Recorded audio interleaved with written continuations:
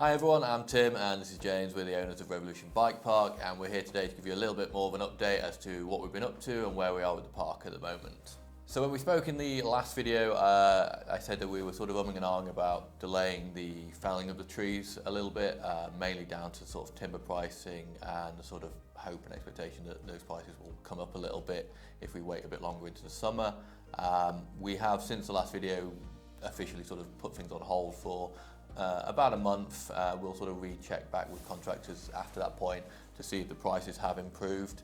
Because what we were being sort of offered originally was kind of a lot lower than historically you'd expect to get for the trees, and obviously we are sort of relying on some of that income to bring the bike park back.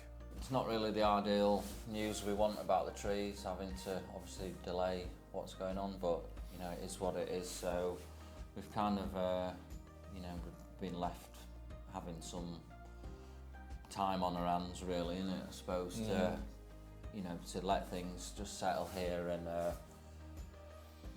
like Tim says, hopefully this price will go up ever so slightly, which will cover our costs more. So, but in the meantime, we've obviously we've been kind of looking for other stuff to do, haven't we, really? Yeah. Keep our time filled, I suppose. Yeah. I think a lot of this video is going to be about just sort of actually filling on some of the other stuff we're doing outside of the park.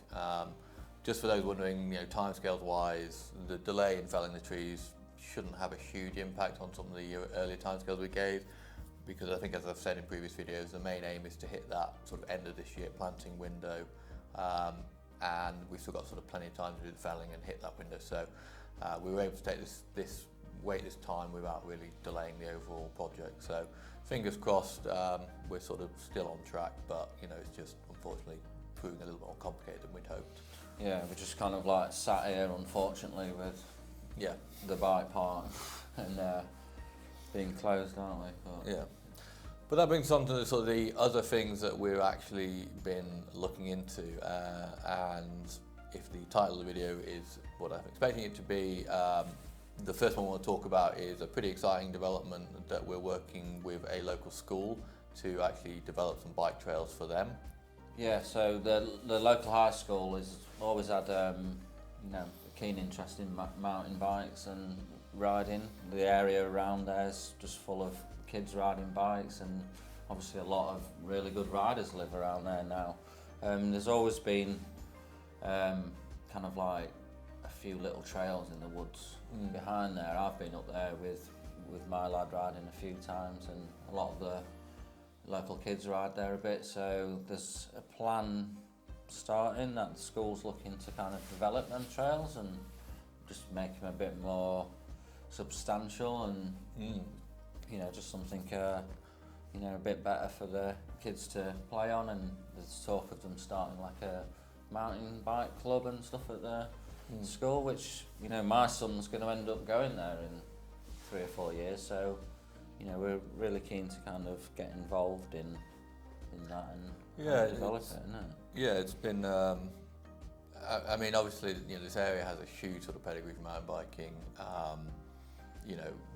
Even at that school, the likes of sort of Joe Breeden and Chaos Seagrave both went there, and it's nice to see the sort of public body recognising the value of mountain biking and what it can bring to an area. And I've been sort of talking quite a lot with the head teacher of the school, and he's super excited about the concept of really starting to push mountain biking in the area and give kids and their families an opportunity just to go and have fun and ride their bikes, but also a pathway for hopefully the next generation of sort of World Cup riders, which I think it's really important that we foster that young talent.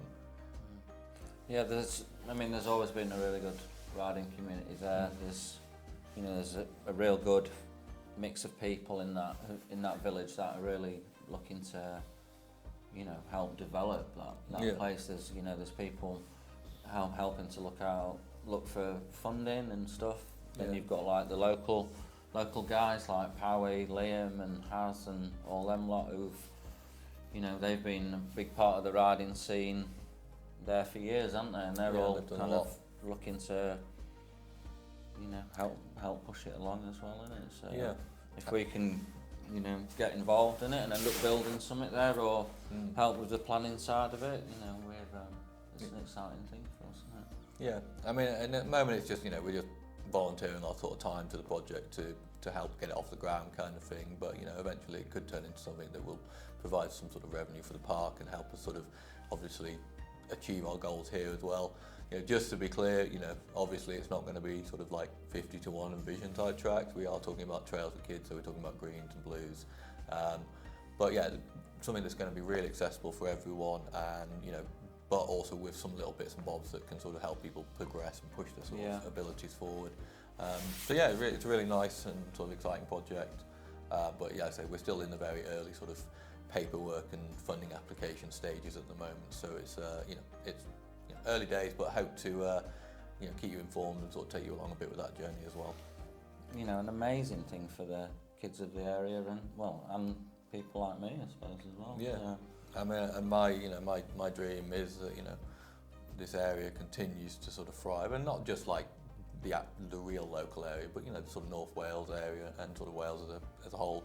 You know, we should be setting the standards as the sort of home of mountain biking or home of downhill for the UK and potentially Europe as well. We've got that potential, but you know, we really need to start sort of pushing it at all levels. Obviously, we've sort of done what we've done at the private sort of bike park level, but you know, providing these opportunities for younger kids, particularly those who you know can't necessarily afford to come to a park like this very regularly or have the equipment to come to park quite regularly. You know, providing those ways for them to get into it and hopefully fall in love with it and then progress. You know, that's how we end up with, you know, UK riders on the podiums 10 years from now. And it would be so good as well, wouldn't it? I always go back to, you know, I always think, what would I think? Imagine being at a school. Like, I think being at school, you like riding your bikes after school anyway, but then you get like a mountain bike club there with some bikes you can use, some trails out back that you can ride on lunchtime or even within, PE, even within your lessons. I mean, I think absolutely, mate. I think that school, you know, if we can pull it off, we'd find that it'd be quite a popular place for kids to go. Certainly, well, kids who are interested in mountain biking anyway. But yeah, so that's sort of one of the projects we're working on. We're also working on another project, again, still in the initial phase. We can't actually talk about the location as such, apart from the fact that it's a pretty awesome one. And it's a private enterprise. They're looking to develop a bike park. Probably not a sort of uplifted downhill park, more of a sort of enduro type park. But you know, this one has massive potential for being a pretty significant player. Yeah, it really does, to be honest. Yeah, you know, we've been out, looked at the site. It's, you know, as Tim says, it's not something that is going to be Revo 2 or anything like that, but it's something that we're, you know, helping them with, advising them on maybe, and you know, the location is amazing. It's in England, that's about all we can say. It's probably one of the best hills you could get for something like that. Maybe, you know, like Tim says, it might not be a specific uplift place, but I feel like if you were ever going to build a place for e-bikes, you'd struggle to find a better spot than that, I'd say. So fingers crossed that comes off all the riders, really. Yeah, I mean, it would be another level of magnitude, kind of beyond Revolution, different direction, but yeah, it's something really interesting. And I think, you know, a lot of people, when we, you know, announced that we were closing, you know, one of the questions that kept coming up was if we're going to move to another site, and we've made it sort of pretty clear to people that, you know, this is Revolution Bike Park. You know, this is kind of where our home is and where we want to bring it back. But that being said, like I say, these kind of external projects where we're helping other people sort of achieve their dream, you know, is, you know, really helpful for us at this time. So, you know, if you or anyone you know is out there working on projects and things like that, and you could benefit from a bit of advice, you know, give us a shout, see what we can figure out, and maybe we could help you along as well. So like we mentioned earlier, we've kind of got a bit of time on our hands a little bit. So I've contacted someone I know out in Austria, a guy called Tommy, a friend of mine, and I've kind of lined up to go out and help him with his trail building company called Trail Bowers. hours. I'm going to find out how bad my German is. So yeah, I'm heading out to Austria, right down on the far end. I think it's right on the border of Slovenia. Right. The airplane knows where Yeah, it's going. yeah. Well, I'm driving, so, Okay. so anything can happen. So yeah, I'm heading out there for about 3 months. Hopefully early April, heading out there, depending on the snow. It's a real kind of exciting opportunity for me to go and do that. I've always, since I started building trails, I always kind of imagined going and building in the proper mountains kind of thing. So I've had this opportunity come round, and I'm not too sure exactly what specifically I'm going to be building yet, but they've got a lot of stuff going on over there, and I'm just going to go out and help out for 3 months. There's a real good crew of builders going out there from the UK. Some of them go out every year, I think, to help Tommy. So Farmer John's going. Joe, you remember Joe? Used to work here. Joe Prowse, he's heading out there. Hopefully JP Sculpt's going. So it'd be really good to work with him if possible. And and there's a few other guys going. So we can head out there for 3 months and build like I would on this hill, and see what happens basically. So not sure how easy it'll be, but we'll try and get some footage and keep you in the loop with how that's going as well. So you can see that in the future. So one of the things I covered in the last vlog video was the eBay store, which was sort of our chance to start shifting some of the sort of various things that we've built up over the years, which are a bit too good to send to landfill. That's gone pretty well. Thanks to everyone who's sort of supported and bought stuff off there. There's going to be a sort of fresh batch of bits and bobs that I basically just found in the shop pretty much today, that's going to go up there before this video comes out. So like I say, if you are looking for stuff, there's some bike parts, brake pads, there's set of brakes and various bits and bobs like that. Have a look on there. Like I say, it's I'm trying to make sure it's all sort of decent stuff, and I'm sort of trying to sort of price it reasonably. So go on there, make me an offer, and then see if you can grab yourself a bargain.